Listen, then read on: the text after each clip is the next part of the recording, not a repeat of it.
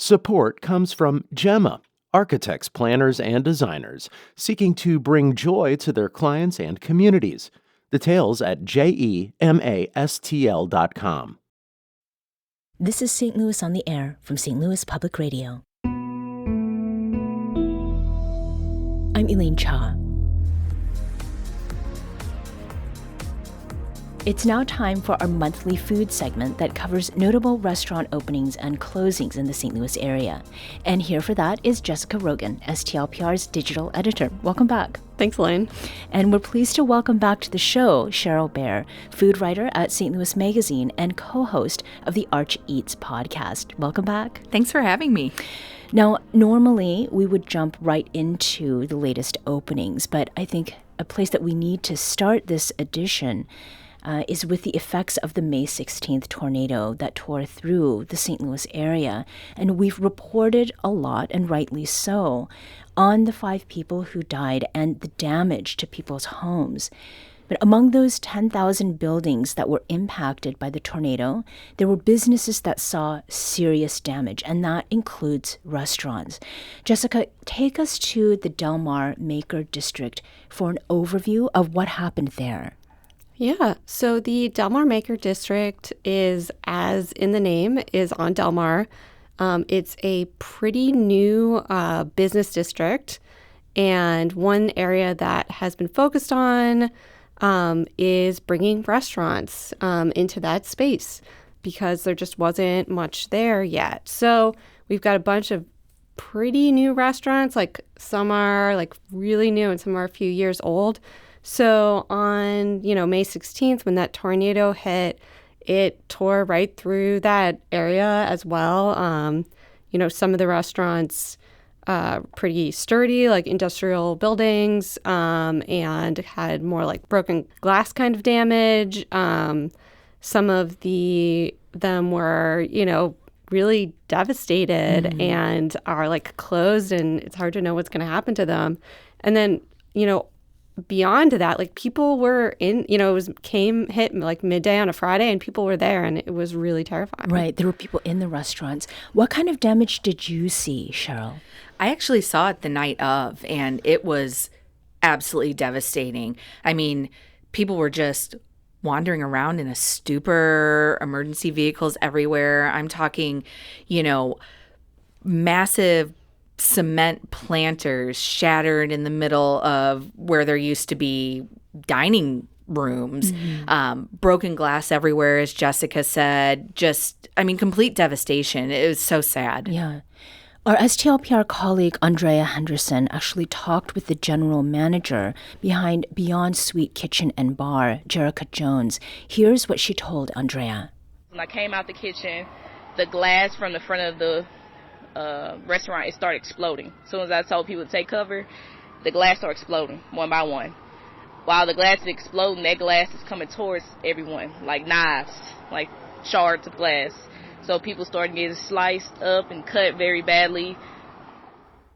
And that was Jessica Jones talking about what she was experiencing during that storm on May 16th. Now, just the description of it is really, it's horrifying. I'm so glad that she is safe. And there was another chef who has been affected by the tornado, and that is Ben Paremba. And he's a 3-time James Beard Award semifinalist, and he's known for his restaurants, plural, Esca, Olio, and Florentine. Cheryl, what is it that happened to Ben Paremba's spots? So Ben Paremba, I think it's important to know that no one has a more ambitious vision for what restaurants can be in the Delmar Maker District than him. He has opened already a few different restaurants there, Esca, Florentine, Nixta. And then he had plans to open up Olio, Elia. These were all coming over to this new restaurant district from the Botanical Heights neighborhood. So he was really creating a tremendous footprint in the area, and they're pretty much devastated. I know that Nixta and Esca and Florentine, those all are, they're in the process of being repaired. It's going to be some time. But his plans for Olio and Elia, which were really the flagship restaurants that put him on the map when they were in Botanical Heights, the future's uncertain now. He doesn't know if or when they're going to open again. Yeah. And it's just really sad. What kind of cuisine did he bring or make here in the St. Louis region? So he was born and raised in Israel, and his father's Israeli, his mother is Moroccan. So he had this really fun fusion of those two cultures there. So Florentine, that was really an homage to an Israeli daytime cafe. Esca, that was a little bit more Southern Mediterranean and Eastern Mediterranean as well. You'll see influences of Israel, but also Italian, Southern France. There's a little Spain in there. And then Nixa was this lovely Mexican-inspired restaurant. Mm-hmm. And they all just had such a unique point of view. I think the thing that's so devastating about his restaurants is he's as much interested in the design and creating an experience and an atmosphere. Mm-hmm. So just to have that taken away like this, it just feels really sad. Yeah. Jessica, with what has happened with Paremba's places, I mean, what do you make of that? How does that affect sort of the food scene overall, like from a diner's perspective? Yeah, so there's just not another restaurant or restaurants like Ben Paremba's in the region. And it's worth noting that, he does still have some that are open that are not in that area. Mm-hmm. He runs the Camp Cafe just around the corner from our studio. And he has AO & Co. still in Botanical Heights. Bar Moro in Wydown. Yeah. Deli Divine. Deli Divine, right. Mm-hmm. Just down the street from the other one. So, it's not like he's gone, but he did offer some sort of unique flavors and experiences that just aren't here. And, people have flocked to his restaurants, and there's a reason for that. Mm-hmm. And Cheryl, you'd mentioned Olio and that we don't know what will happen. I mean, is there anything more to say on that point? I mean, he was in the process of recreating, and I guess, 2.0. It wasn't going to be an exact replica of what he'd created in Botanical Heights, but he had a building that he was probably about halfway finished rehabbing, and it was leveled by this storm. And it was already a risk to him because he had all these other successful restaurants, and here he was adding another one into the mix. So it was already a question of whether or not that was going to be something that he should move forward with. Although Ben is, as I said earlier, he's so ambitious. If you tell Ben it can't be done, he's going to do it anyway. So I would be surprised if we don't see these in the future. That's just how he is. But I mean, you've got to think it wasn't a business or revenue generating restaurant at this point yet. So for it to just be decimated, I think it puts the timeline way, way back if it happens at all. Right. Jessica, you also spoke with Danny Eichenhorst of Steve's Hot Dogs and the Fountain on Delmar, and there was quite some damage there too. What was the extent of that, and what is it that happened there? Yeah, so those two locations, Danny told me yesterday, were, relatively speaking, fortunate. She said she felt lucky because they had like these heavy duty, like cinder block construction. So what happened was like all this glass damage. So all their windows broke, their front doors blew in, and a lot of the mechanics of, what you need to run a restaurant, like their cooling system, their gas lines, destroyed, but like the structure of the building relatively okay. Mm-hmm. And then, one thing that did happen is that like the storm blew in all this debris. So she told me they're in the process of like doing all those repairs, and they're doing a really intense deep clean. And she is planning to open Steve Hot Dogs this month on the 17th, and then the Fountain on Delmar the next day. Mm-hmm. All of this structural damage, restaurant margins are notoriously razor thin. So, if we take a a bigger perspective sort of look at this, what does this disaster mean for the sustainability of these businesses, and even in the case that there is insurance coverage? What are the chances that we might not see these restaurants come back the way that maybe we want them to, Cheryl? I think there's a pretty good chance of that. I know the woman that we heard from Beyond Sweet has already said whether or not she's going to be able to reopen. And she was actually the first restaurant to open in the Delmar Maker District. So really a trailblazer there. So to hear that is, disheartening. And then you also have to think it's not just the replacement of the things that they've lost, but they're out their revenue for an indefinite period of time. It really cuts into already, like you said, razor thin margins.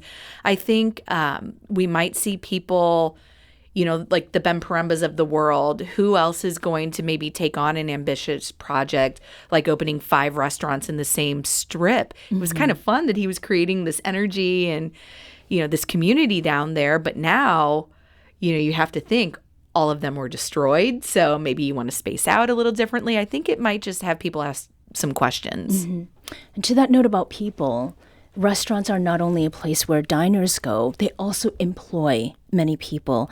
How is it that restaurant owners in the region have been trying to put their employees first, or to make sure that their employees are not, that they're not left out in the cold? Cheryl? I can say that this was a tremendous tragedy. There has been some beautiful things that you've seen in the midst of that, and one of those is how the restaurant community really has pulled together, whether that is fundraising, whether that's going down and helping with cleanup. People from all over the region have been doing that. And one thing that we have seen is that these displaced employees have found spots at other restaurants, or they're in the process. Even if it's just temporary, everyone's really kind of welcomed them with open arms and tried to do everything they can to have them be employed, at least in the meantime, until the other restaurants can get going. So that's been nice to see. But, there are questions. Do you have transportation to a different restaurant? It does add a layer to it. It makes things hard. But there are efforts to try and find them new spots. Is there anything that you've observed around that, Jessica? Yeah, I think one thing I'll just say is that a lot of these restaurants did launch these crowdfunding campaigns, and some of them have been really successful. Like Danny Eichenhorst said that she actually cut hers off because she felt like they had enough money and they wanted people to focus on other restaurants. But like Beyond Sweet, had raised about $5,000 when I looked yesterday. So there is still really a need there. And then also Eichenhorst is doing a kind of a block fundraising concert she's calling it Build Back the Block Relief Concert on the 17th, and plans to donate all those funds to help rebuild the area. The interesting thing about her is, in a past life, she was actually a crisis communications person for the Salvation Army and responded to the tornado in Joplin. So in some ways, she has that muscle memory of how to, get people together and help. It's great that we have her. We're doing our monthly food segment, and I'm talking with STLPR digital editor Jessica Rogen and Cheryl Baehr, a food writer at St. Louis Magazine. Now, the part of the program that people are used to is this rundown of notable restaurant closings and openings. So let's begin with some closings. And there's one that's not too far from here. That's Small Batch Whiskey and Fare in Midtown. And this was one of Dave and Kara Bailey's restaurants. Cheryl, before we talk about why it's closing, tell us about this place. So Small Batch was such a unique spot. I remember when they first opened, they were combining vegetarian fare and whiskey. And everyone thought, wow, that's quite an interesting combination there. And they kind of raised an eyebrow, but it really worked. They were in this beautiful space in Midtown. a vintage, I think it was a Ford dealership or a car, it was some sort of vintage car garage. And they really leaned into that. So beautiful. When they first opened, there weren't really those higher end vegetarian restaurants in town. So they were one of the trailblazers in that. And it was nice to see them be successful for as long as they were. Why is it closing?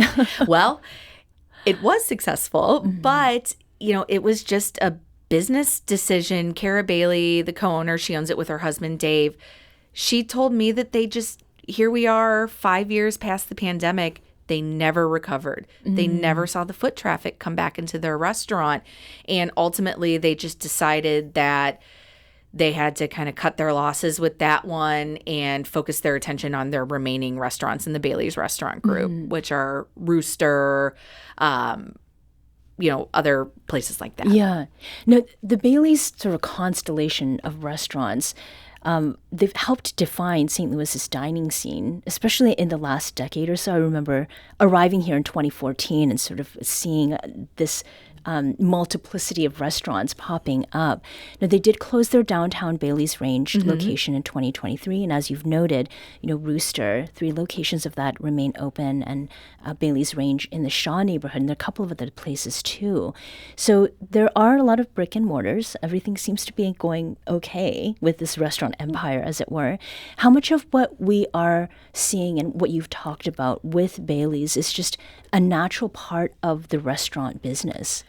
I think it's a natural part of the restaurant business, but I think it is the new reality we are seeing in a post-pandemic world that there are restaurants like Rooster, which is a very, casual and approachable daytime cafe, or Bailey's Range, another casual burger restaurant.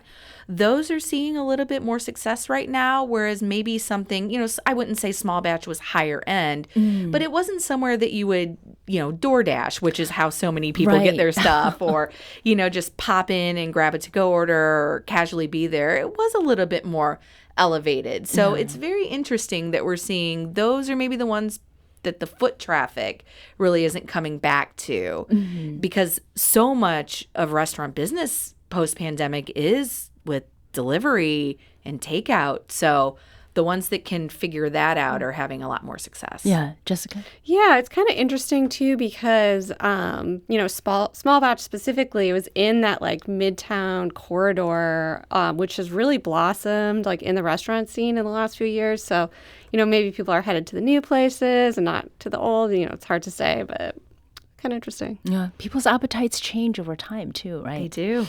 Now, speaking of changes, there's one final closing to talk about before we get to our openings. Jessica, tell us about Viviano's Market on the Hill. So just the most charming Italian grocery store on Shaw.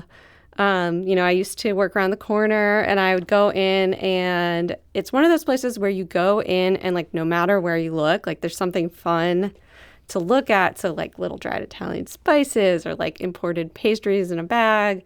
And like they had like, meats and cheese, olive oil, wine, like anything you wanted Italian, it was there. They also had a sandwich counter, which was delicious. And that did close a few years ago. I guess maybe that was the first sign that like something was going on there. And was it that variety that Viviano's was known for? Yeah, and also it had just been there like a really long time. Like I think, multi-generational spot, and just like anything imported you wanted. I think that's really what got people in the door. Yeah. So what's going to happen, Jessica, to this place? Yeah, so, it looked bleak for a moment. I might have shed a tear or two personally. But another really excellent Hill business is looks like it's going to take it over. Di Gregorio's Italian Market, which is literally just like 3 blocks away, is buying it. And I think, at this moment, we don't know what that's going to look like, but it's good news. Mm-hmm. The thing with like family-run businesses, it's been in a family for generations. The owner of Viviano's is John Viviano III. He said that none of his children were interested in taking over the family business. And I know that is very true in family business stories because things change over time, and latter generations don't always want to take over. Now, Cheryl, John Viviano told St. Louis Magazine that he plans to, quote, focus on getting healthy, playing pickleball, and not working 6 days a week. I mean, that sounds like an excellent plan. So with the sale now of this family-owned business to another family-owned business, like, what do you think about that? It's very interesting. I mean, on the one hand, when you hear him say 6-day weeks and, all these countless hours, you can't necessarily begrudge his children for maybe not wanting to go down that path as well. I always find it very interesting. It seems like with these family-run businesses, there's either two ways someone can go. Either the next generation feels that this is my birthright and I have to do this and I'm being called to do it, or it's I want absolutely nothing to do with this. So it looks like the DeGregorios, maybe they kind of, go that first route. Yeah. So let's talk about some openings very quickly here. One of them is in Richmond Heights, and it's Yale Bar. Cheryl, tell us about it. Well, if anyone's ever heard me talk or read my writing, they know my love of Parker's Table. I just think it's the most charming and lovely independent market and sandwich counter around. It just ticks all the boxes in that. Well, they opened a little wine bar right next to it, which is perfect because here you have this wonderful gourmet market and wine shop.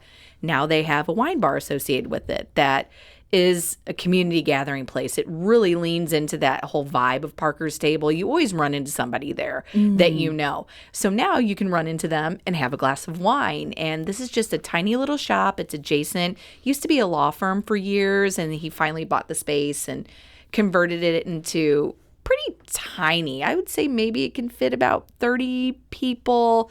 And, it's just the kind of place where they have a chalkboard and they will pour whatever they feel like pouring that day. So they can just erase it and carry on the next day. A couple little snacks, just a fun place to get some noshes and hang out with friends. Jessica, I want you to bring us a little bit closer to where we're sitting right now, and that's City Foundry in St. Louis. And we've talked about some of those spots there in City Foundry before, but there's one in particular I'd like to hear from you about, and that's Sylvie D's. So a couple months ago, we talked about how Century Coffee was closing in the Foundry, and it was in this little space, just in the not even in the food court, but you enter the double doors and it was within the first doors, and you turn left and there's there's a coffee shop there. Well, now there is Sylvie D's, which is a little ice cream and sweet shop. And yes, they do have coffee also. I was very concerned Thank goodness. that there'd be no coffee at City Foundry. It's owned by, two friend couples, Rachel Closen and her husband Jay, and then Gretchen and John Lewis. And they have taken what was already a tiny space and somehow made it smaller because there's just racks of sweets everywhere. Instead of the Century Coffee bright modern look, it's very bright and candy looking. And they serve serendipity ice cream, and then they just have a bunch of other sweets around. Anything that you might want, they got. Now, I'm not sure whether it was a couple months or a few months ago, but we talked about Sweet Art 2 opening in the City Foundry. And now, less than a mile from there, on the other side of the SLU campus on Lindell, Sweet Art has set up its main bakery and cafe, and that was previously in the Shaw neighborhood. What about this move, Jessica? Yeah, so Rain Keys, the owner, had told me that the economics of that little Shaw space didn't make sense. She either needed to get smaller to make the money part work out or get a lot bigger, and she didn't want to get smaller, so she got a lot bigger. So if you look in at their new space, which is in the Coronado building, right by SLU, it's this big event space. It was kind of key turn ready, so she was able to move in there pretty quickly, and just feed a lot more people her really delicious vegan comfort food.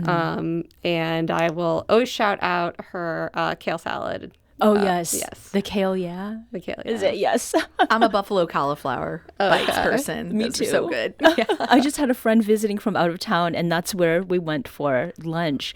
So to close with openings, there is an expansion of Basso, which is, I think, in the Cheshire Hotel, right? But now they are in Westport Plaza, right? Cheryl, tell us about this new outpost. So what's interesting is one of the things that makes Basso so unique, at least in the Cheshire location, is it's dark, it's in this basement. It really has this old kind of cellar type vibe to it. And here you go to Westport, it's totally lined in windows. So it's very interesting. But I will say they have done a great job, as much as you can when you are surrounded by windows trying to recreate a basement sort of experience. They've really done a good job at capturing the feel of the space. It still feels very intimate, kind of dark and moody, and really great food. I think Basso is one of those places that you can get a great meal for not extraordinarily expensive. And they're also really known for their happy hour. Their happy hour is packed. They have one of the best happy hours in town, and they are carrying that forth at this Westport location as well. They're also open for lunch there to kind of cater to the business community. So yeah, a nice new addition to that dining scene. Cheryl Baehr is a food writer at St. Louis Magazine and co-host of the Arch Eats podcast, and Jessica Rogen is St. Louis Public Radio's digital editor. Thank you so much for talking with us today. Thanks, Elaine. Thank you. You can see our full list of restaurant openings and closings on our website. That's STLPR.org.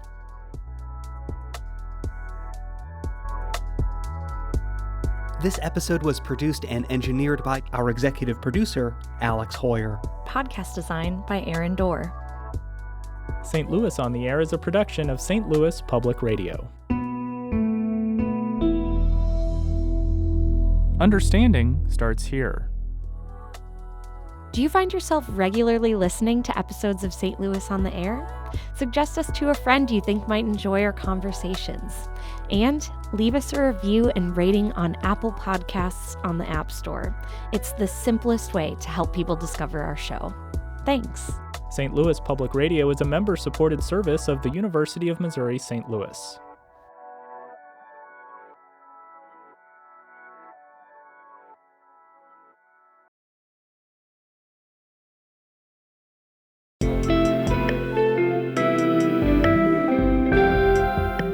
The Gateway brings you the day's news each weekday from around the St. Louis region and the state capitals in Jefferson City. Our schools are accredited.